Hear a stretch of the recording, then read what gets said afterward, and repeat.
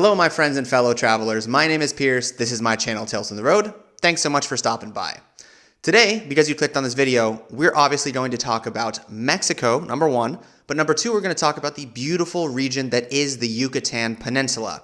Now, Cancun, which is well known to almost every American, is one of the most touristed places in the world, but it is so touristy that for many it can suck. In this video, I'm going to tell you everything you need to know before you go to Cancun specifically, but I'm also going to highlight all the amazing diversity, food, places to see that you can find in the Yucatan Peninsula to make sure that if you do end up in Cancun, you can explore the amazing places that exist there, and you know that you can do all this other stuff besides getting drunk on the beach. If that sounds good, let's get into it. Vamos, mi amigos.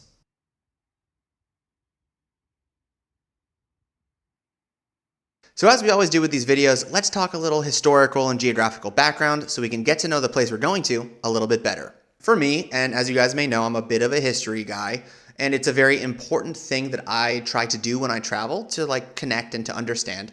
The Yucatan actually has so much to offer historically speaking. This region, of course, is famous because of the presence of the Mayans and their sort of empire, which disappeared and nobody knows exactly why, but there are many theories. The Mayans lived in Guatemala, Belize, southern Mexico, and specifically in the Yucatan, building incredible cities, monuments, and specifically pyramids, which is a lot of the reason why people go to this area. The cool thing that I think many people don't realize about Mexico is that these indigenous populations are actually quite big, and it can really change the feeling of the place that you are, because if you are in Mexico City, if you're in the north of Mexico, if you're in the Yucatan Peninsula, yes, they're in the same country, but culturally they can be quite different.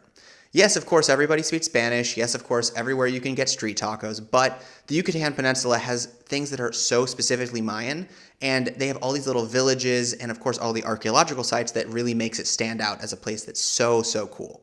The Yucatan has gone through many stages. First, of course, with the Mayans, then with the Spanish, then with the Mexican independence and the sort of Mexicanification of the entirety of what we consider Mexico today. There also is home to a lot of the first billionaires that were in Mexico in the early 1900s, trading with the United States. You can find that in Merida, which is the biggest city in the Yucatan Peninsula. And then finally, we get onto the modern sort of vibe it is today. Yucatan Peninsula is incredibly touristy because of the great beaches, the very close location to the United States, and because of all the services that you can kind of have there. Surfing, jet skiing, big water parks, they've got everything that you could want in sort of a beach vacation, and they've really catered it towards American tourists. So it's easy and it's popular. That being said, it's also home to a wonder of the world, Chichen Itza, which is so worth it on many different levels, but there's also so many other things you can do in the region that are not just that, which I'm going to tell you in the next section. So let's get into more of that in the practical section. So first off, let's talk about visas. If you're coming from the United States, I'm not sure about Canada, but if you're coming from the US to Mexico, you get to stay actually for 6 months visa-free. So this has made the Yucatan Peninsula, because it's nice and also it's reasonably cheap, an awesome place for digital nomads or people who want to maybe spend a little bit of time in a place with great weather, great food, and a lower cost of living in these different cities in the Yucatan or in Mexico in general. Super easy. Obviously, you go to the airport, you fly into Cancun, you can fly into Merida. There's a couple different airports you can go to. You arrive, they stamp you in, and then you get 180 days, which is awesome.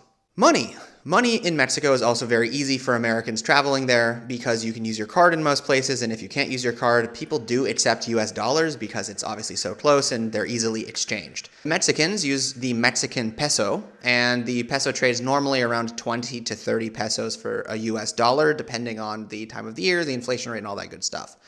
Mexico can both be quite expensive and quite cheap, depending on what vibe you're looking for. If you go to Cancun, you can obviously stay at a very expensive resort. You can have expensive dinners. You can have expensive transfers with cars or rental cars or whatever. That's true. But if you access the typical Mexico, where the average person doesn't have such a high salary, Mexico can also be very cheap. You can eat street food very cheaply. You can go and explore different cities very cheaply. Buses, local buses, are also quite cheap. So I think the cool thing about Mexico is it's built for everybody. You can have expensive vacation, you can have a cheap vacation, you can explore a ton, or you could explore nothing and just lay on the beach. Totally up to you. Transportation. The transportation in the Yucatan Peninsula is actually quite good. Like if you're taking buses, there are the services for going many different places. One, because local people travel from city to city, so there are buses. Number two, there's all these tourists there, especially in the CANCUN, Chichen Itza sort of region. So getting around is not so complicated, and everyone speaks English, a lot of English-based things because of the massive amount of Americans that are there. So getting from A to B, definitely not super hard. The last thing I'll say is that the Yucatan Peninsula is quite large. So transportation from point A to point B could actually be quite a long time, not just because of the buses and maybe the roads not being great because of the rainy season. Maybe they have to update roads. Maybe there's construction. Totally true. But secondarily, the distance between point A and point B is big because the Yucatan Peninsula is actually two different states, Quintana Roo to the east and the Yucatan state to the west. The biggest city in the Yucatan state is all the way in the northwest of the peninsula, and that's called Merida. Awesome city. Very, very cool. And you can travel all the way down into the south where you basically hit Guatemala and Belize, and the distance between that could be 10 hours by bus. One, because of connections. Two, because of slow buses. I mean, there's a lot of different reasons why it could take that long, but it is good to know if you want to plan a trip to this region and you're like budgeting days or time. So let's talk safety in Cancun and then around the Yucatan Peninsula. I will say Cancun is pretty sketchy. Cancun is split up between two things. There's the hotel zone where many tourists go. They arrive at the airport. They take a shuttle bus to the hotel zone. There they have a bunch of foreign restaurants, like Americanized restaurants, a bunch of different hotels, and beaches. Many tourists, they stay in this zone. They don't go anywhere else. Maybe they'll go to Cancun City for the day, and then they'll do a day trip to Chichen Itza. Other than that, they're not leaving that region. That being said, I stayed in Cancun City the last time I was there, and wow, was it sketchy. Not gonna lie, Mexico has really big bright spots, really big low spots, and the safety in some of their cities, specifically with narco-terrorism and drug trafficking, it's bad. So in Cancun, because there's a lot of tourists, because it's centered around sort of the salesmanship of certain items to certain people, and also because the Yucatan Peninsula is a coastal region, it can make things quite sketchy. I will say that. Doesn't mean you're going to have a bad time, but realistically, cartels are operating, specifically in Quintana Roo, more so than the Yucatan state. But that is something to know. So the travel rules for when you go to Mexico are the same with my Central and South American travel rules. Just don't be dumb. And what I mean by that is know where you're going. Know, maybe learning a little bit of Spanish is definitely helpful. Don't follow people into weird places. Don't, death stare people. There's all these rules, whatever you can do to sort of avoid looking like a tourist and having bad interactions with people. Certainly do that. Don't take local taxis. Always take an Uber so you're tracked and, you're able to sort of have a receipt of where you are. This isn't to scare you. Mexico, hundreds of thousands of people go to Mexico every year. It's just like it is a sketchy country in some regards, and it would be silly for me not to advise you to be aware when you travel in Mexico. Anecdotally, I was actually staying at an Airbnb in Cancun City, not in the hotel zone when I stayed there the last time, and the owner of the house was a Canadian woman, and she basically informed me that she never leaves the house after 7 p.m. because it's just too dangerous and she doesn't want to deal with it. And I feel like that's a good representation of some Mexican cities where even for local people, it's just particularly not the best, especially when the sun goes down. So things to know, things to be aware of, not trying to scare you, but something to always remember, of course. A fun thing to go with this is that actually the safest Mexican city in the entire country, as well as one of the lowest murder rate cities in the entire continent of the Americas, is actually in the Yucatan province, and it is the capital city, Merida, of the Yucatan state. Merida is the biggest city in the region, and you'd be like, wow, that doesn't really make sense. Theoretically, and I don't know if this is true, some Mexicans can of course say differently, is many of the crime families and cartels of Mexico actually have a lot of estates in Merida, and this is where their families live part-time or a lot of the time because it's got good weather, because they have good resources, and because they have that influence. There's just no violent crime in that region because you don't want to beef or have problems with a cartel boss who can do terrible things to your whole family. So everybody knows this in Merida. The cops are very well regarded in Merida typically. For tourists, it's completely safe. People walk around quite safely all over the city. And this is a unique thing for Mexico because not many other cities in the entire country can say anything really close to that. So it's interesting. So Merida, if you want to go out at night, walk around, go for it.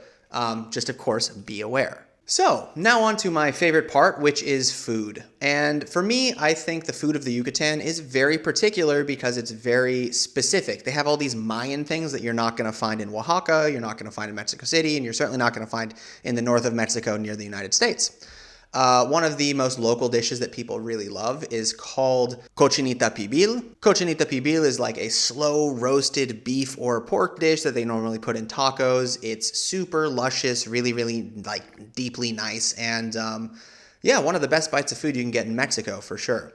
To go with that, it's also a seafood region. So if you're in a market in Merida, you're in a market in Cancun, really awesome cocktail, which is sort of like kind of like ceviche. If you know what ceviche is fish that is sort of cooked in lime juice, lemon juice, different sorts of acidic things that kind of cooks the fish. And then they put sort of like a spicy tomato sauce on top of it. It's cold and you eat it typically with tostadas, which are like fried tortillas. Super, super good. Everything that you eat in the region is going to be fantastic. The thing is that, as you should always be aware, in Mexico, you know, the old Montezuma's revenge does get you sometimes, and it certainly got me in the past. So if the street food looks good, definitely just see how many people are interacting with it, because you certainly don't want to eat at a street food vendor that no other local people are eating at, just for your own safety and for the well-being of your gut. So now I'm just going to give you a little breakdown of really cool places you can visit that are sort of outside of the realm of just going to Cancun and getting drunk at Senor Frog's. So this is what I've put together for you.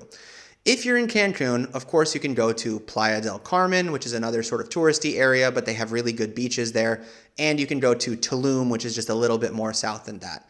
These are sort of the most touristy places you can go, besides going to Cozumel, which is an island just off of Playa del Carmen, or Isla Mujeres, which is another island that's close to Cancun. All of these are very touristy. They're not particularly Mexican in any sort of way, besides just like, of course, like normal people living there and doing their thing. But I wouldn't necessarily recommend these places as like great to visit in any sense, besides like unless you want to go to the beach and chill. But even so, I think there's better beaches you can go to in the Yucatan. So two places that stick out as pretty phenomenal as far as like if you want that beach vacation vibe is you can go all the way north of Cancun, like to the tip of the Yucatan, and it's called Holbox. This is like a beach and surfer sort of paradise, really cool hostels and hotels, like, you know, the perfect Caribbean beach vibe, and a lot of foreigners, so very, very safe in a lot of ways as well, and really good vibes. And conversely, if you go all the way to the south, you can go to a place called Bacalar, which is a lagoon region, like right on the border of Belize and Guatemala. I think it's more Belize. But there they have a place where you can see flamingos and like sort of like really like lime green or even pink lakes. Very, very pretty. And all of the beaches in the southern region, you know, they're all good. Basically, the whole, I guess, east side of the Yucatan is incredibly beautiful for beaches. So you're probably curious about Chichen Itza. Chichen Itza is fantastic. It's a wonder of the world. You should definitely go there if you're in the region. But I will say, is it the best temple in the region that I've been to? I can say it's not. But not because it's not fantastic, but just because it is touristy. On a normal day, probably starting at 6 in the morning until about 10 a.m., you're going to have just hordes of tourists coming from Cancun to go visit Chichen Itza. That means that there could be upward of 25,000 people at this beautiful Mayan archaeological site. Does it mean it's not great? It is great. It's just like it might not be exactly what you're expecting because it's not as mystical when there's 25,000 tourists wearing flip-flops and sort of sun hats. So there's that. Should you go? Yes. One place that I went, which was beyond phenomenal, and it's a better trip from Merida, less so from Cancun, was going to a place called Uxmal, which also has a big temple, like a pyramid, almost the same size as Chichen Itza. Some really beautiful like ruins to interact with, and it's just way less touristy. So there will be people there, of course. I went during COVID, so I was the only person there, which was phenomenal and a blessing that happened. But in general, Uxmal I found was like equally as nice. It was more like it was like you could connect with it more because it was more like you could walk through the temples a bit, and you're just gonna have less tourists there. So if you can go there, that's definitely recommended. There's a cool colonial town on the way between Chichen Itza and Cancun called Valladolid. Also very pretty if you want to see like old Spanish style churches and stuff like that. So now on to Merida. Merida, of course, is the biggest city you're going to find in the Yucatan. It's actually very cool. They have, as I said, there's a lot of original billionaires who apparently got rich because of the hemp trade. And so they have a kind of a Champs-Élysées sort of, that main street in Paris vibe that they made with a bunch of really like regal mansions that you can tour. It's very cool. And then there's a city called Providencia, which is like 30 minutes by car, which is a big beach town. So in Merida, you can have really good food, modern restaurants, like lots to see and do culturally speaking. They have good museums. They have really old, cool churches. And then if you want to take a day trip to go to the beach, you certainly can. Also, if you want to go shopping, this is a great place because they have a lot of black market sort of like clothing shops in Merida. So also highly recommended. If you do have a rental car, this would be a good time to explore some small cities on your way to some of these like larger monuments like Uxmal or Chichen Itza. You can try like local food and you can get in touch with local culture because in a lot of these smaller cities, people actually still speak Mayan dialects as like a major normal language and they don't speak Spanish like regularly. So if you're sort of like a culture hunter, that would be like extra cool as well. Lastly, I'd be remiss without talking about cenotes, which are basically like underwater caves that you can swim in, which are really popular in the Yucatan. The one thing to know, which is, I think, good if you're going, is that if you do go to a cenote, they're going to make you take a shower because they don't want sunscreen in the water. Also, make sure that you wash your hair so that you can go in because a lot of people, they don't properly prepare and then they're not allowed to go in. And that's like a bummer if you really like to swim, do caving, all this other stuff that are combined with the cenotes. So that being said, I hope I have inspired you to get outside of Cancun and to see the other beautiful things that exist in the Yucatan. Or if not, at least enjoy Cancun, lay on the beach, go to Senor Frogs, and have a margarita, 2 or maybe 3. As always, if you have any travel questions or you'd like some consulting on your trip to Mexico, you can feel free to hit my email. It's down below in the link, and you can request a travel consultation. I am, of course, cooking dishes from everywhere around the world in my Project 97 series on my Instagram and on my TikTok. I made a dish from Mexico called elotes, which is street corn, which is basically like roasted street corn covered in mayo and cotija cheese. Sounds sort of questionable unless you've had it, and then once you've had it, your whole life has changed forever. Super delicious. And I think that's going to do it for me today, so thank you guys for watching. If you made it this far in the video, you're an absolute legend. Make sure to like and subscribe, super helpful for me, and I will see you in the next one, my friends. Hasta luego, mi amigos. A la próxima.